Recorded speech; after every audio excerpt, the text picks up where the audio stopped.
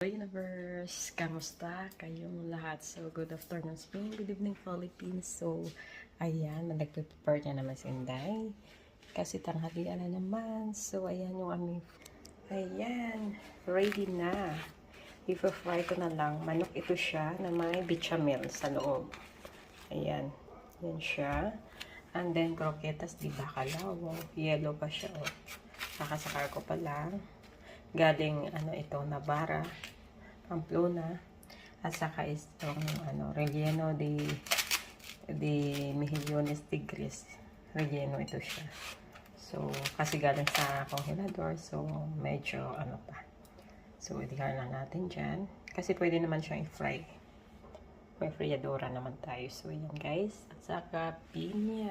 Ayan. Magbabalat ako ng pinya naman, nakapakamahal ito. Kasi 20 euros. Ganyan lang.